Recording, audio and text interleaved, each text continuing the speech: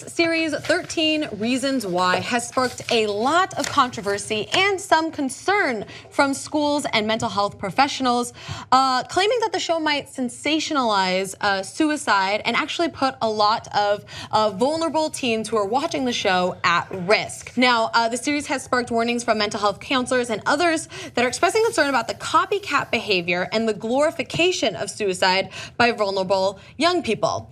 Palm Beach County School Superintendent Robert M. Avosa wrote this letter on April 28th. Okay, he says that the school district personnel have observed an increase in youth at-risk behavior at the elementary and middle school levels, to include self-mutilation, threats of suicide, and multiple Baker Act incidents. Now, the girl in the show, her name is Hannah Baker. It says students involved in the recent incidents have articulated associations of their at-risk behavior to the 13 Reasons Why Netflix series. Now, just to give you guys some background, basically the series is the story of a girl, Hannah Baker, who commits suicide, and she sends these files to 13 people, basically saying the reasons why she committed suicide, and they range from bullying, this is gonna be a spoiler, sorry, bullying, sexual assault, and slut shaming, drunk driving, all sorts of different things.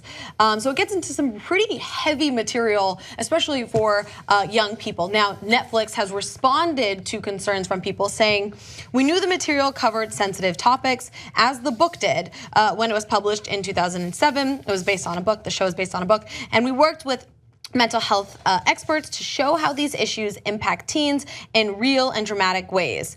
It says, "Entertainment has always been the ultimate connector, and we hope that 13 Reasons Why can serve as a catalyst for conversation," which is a really interesting point that I kind of want to highlight here, because in a statement released by the National Association of School Psychologists, they say that unfortunately adult characters in the show, including the second school counselor who inadequately addresses Hannah's pleas for help, do not inspire a sense of trust or ability to help.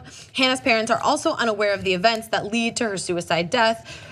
Further, there's a lot of research that shows that exposure to another person's suicide or to graphic or sensationalized accounts of death can be one of the many risk factors that youth struggling with mental health conditions cite as a reason why they contemplate or attempt suicide. And suicide is a huge issue in our country. Among American young people, those between ages 10 and 24, suicide is the third leading cause of death.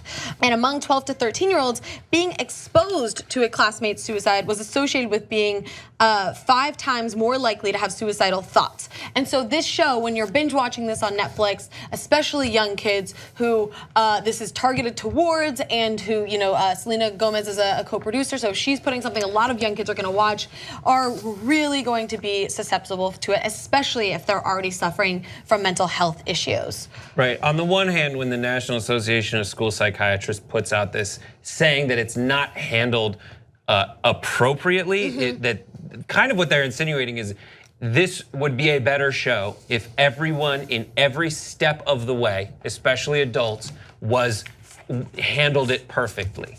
And that happens a lot of the time. And to their credit, they say that they have things in place to make sure that they do that. However, in certain situations, it just doesn't happen that way, and this highlights it. That said, they do a good job in this of pointing out, like, we need to tell kids that. We need to tell kids, and they do. They say that in their statement, they say that second counselor doesn't handle it right.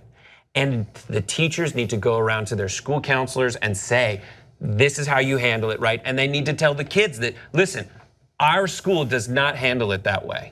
And they say it should be supervised, and they do, to a lot of people's credit. Also, last thing is that they say, the average kid is probably going to handle this the right way, but you gotta be careful for the ones that have had suicidal ideation. No, I agree with it, and I've not seen the show, so I'm kind of a little in between on how much I should comment on the material, because I haven't seen it. I do plan on watching it, but from what I understand is that, exactly like you mentioned, Brett, is that if you go forward and you portray the best possible outcome, you're not gonna have a show that's gonna portray something that is more realistic, because then you're gonna portray the best case scenario, which we all would love to portray.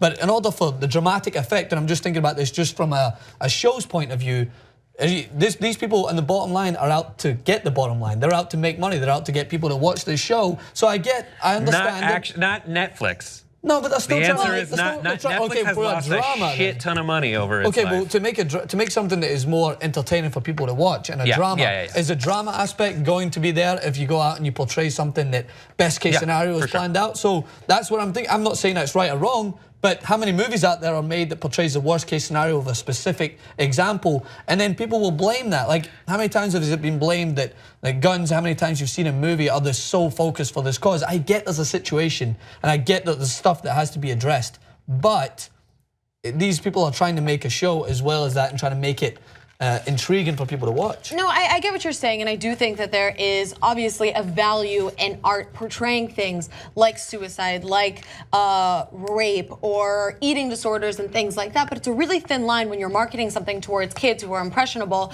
and you're not providing some of the adequate education around it, that they can use this as sort of like a guide or sort of glamorize some of the aspects of it. So they just really need to, I wish they were a little bit more careful about that. Right, just really quick, it's not a destination. Saying that this is sensationalizing suicide, it's not the destination. It is exactly part of the conversation. So tell kids, communicate to them that suicide is not a solution. And also read this statement because it outlines indicators that children might be considering suicide. Yeah, lastly, I want to provide anybody who's watching this right now a number to call or text if they do have suicidal thoughts.